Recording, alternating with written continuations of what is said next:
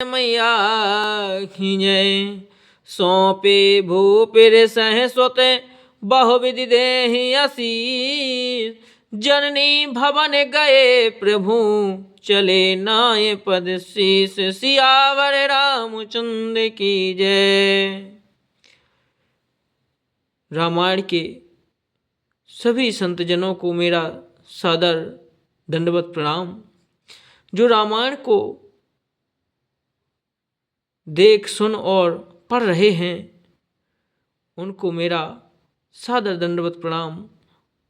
और आप अगर अपने जीवन का 5 मिनट 10 मिनट ही समय निकालकर राष्ट्र हित संस्कृति हित के लिए आप 5 मिनट रामायण का पाठ करते हैं तो बहुत बहुत मैं आपका आभार हूँ। धन्यवाद। जय श्री राम। राजा ने बहुत प्रकार से आशीर्वाद देकर पुत्र को ऋषि के हवाले कर दिया। फिर प्रभु माता के महल में गए और उनके चरणों में सिर नवाकर चले। पुरुष ही दो वीर हरसि चले मुनि भय हरन। कृपा सिंधु मति धीर अखिल विश्व कारण करन। पुरुषों में से रूप दोनों भाई राम लक्ष्मण मुनि का भय करने के लिए प्रसन्न होकर चले। वे कृपा के समुद्र धीर बुद्धि और संपूर्ण विश्व के कारण के भी कारण हैं कि अरुण नयन और बाहु विशाला। नील जलज तनु श्याम तमाला। कटिपट पीत कसे बरु भाथा। रुचिर चाप सायक दोई हाथा। भगवान के लाल नेत्र चौड़ी छाती है और विशाल भुजाएं हैं। नील कमल और कमल के वृक्षों को शरीर तरह श्याम शरीर है। कमर में पीताम्बर पहने और सुंदर तरकस कसे हुए हैं। दोनों हाथों में क्रमशः सुंदर धनुष और बाण है कि श्याम गौर सुंदर दो भाई।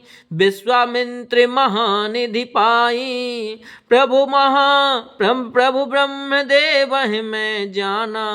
मोहिनित पिता तज्यों भगवाना। श्याम और गौर वर्ण के दोनों भाई परम सुंदर हैं। विश्वामित्र जी को परम निधि प्राप्त हो गई। वे सोचने लगे मैं जान गया कि प्रभु ब्राह्मण देव ब्राह्मणों के भक्त हैं। मेरे लिए भगवान ने अपने पिता को भी छोड़ दिया।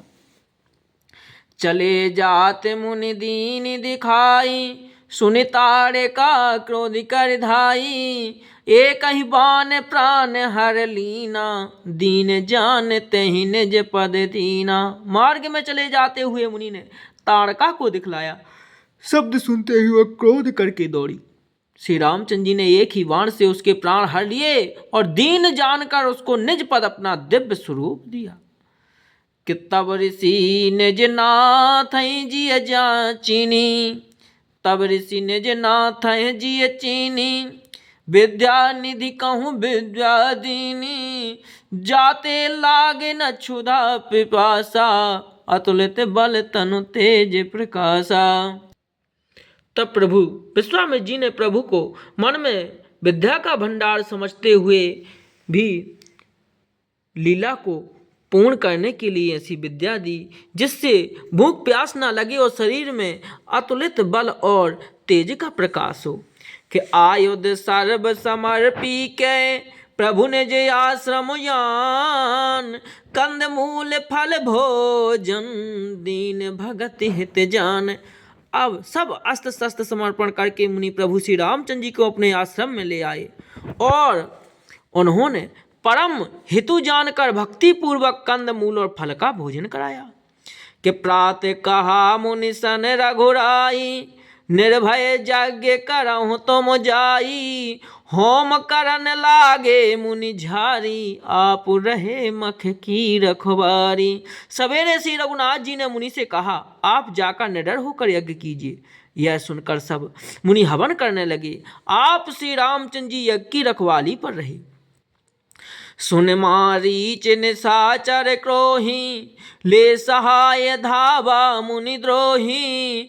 बिनु फर बाण राम तेहि मारा, सत जो जन गा सागर पारा। यह समाचार सुनकर मुनियों का शत्रु क्रोधी राक्षस मारीच अपने सहायकों को लेकर दौड़ा। श्री रामचंद्र जी ने बिना फल बाड़ा बाण उसको मारा, जिससे वह 100 योजन के विस्तार वाले समुद्र के पार जा गिरा। कि पावक सर सुबाहु मुनि मारा, अनुज निशाचर कटुक संहारा। मारी असुर ध्वज निर्भयकारी, स्तुति करहि देव मुनि झारी। फिर सुबाहु को अग्नि बाण मारा। इधर छोटे भाई लक्ष्मण जी ने राक्षसों की सेना का संहार कर डाला। इस प्रकार श्री रामचंद्र जी ने राक्षसों को मारकर ब्राह्मणों को निर्भय कर दिया। तब सारे देवता और मुनि स्तुति करने लगे। किता है मुनि कछुक दिवस रघुराया, रहे कीन बेप्र परदाया। भगति हेतु बहु कथा पुराना, कहे बेप्र यद्यपि प्रभु जाना। श्री रघुनाथ जी ने वहाँ कुछ दिन और रहकर ब्राह्मणों पर दया की। भक्ति के कारण ब्राह्मणों ने उन्हें प्राणों की बहुत सी कथाएं कहीं, यद्यपि प्रभु सब जानते थे। तब मुनि सादर कहा बुझाई, चलते एक प्रभु देखहि जाई। धनुष जाग्ञ सुनि रघुकुल नाथा, हरसि चले मुनिवर के साता। तदंतर मुनि ने आदर पूर्वक समझाकर कहा, हे प्रभु चलकर एक चरित्र देखिए। रघुकुल के स्वामी श्री रामचंद्र जी धनुष यज्ञ की बात सुनकर मुनि श्रेष्ठ विश्वामित्र जी के साथ प्रसन्न होकर चले।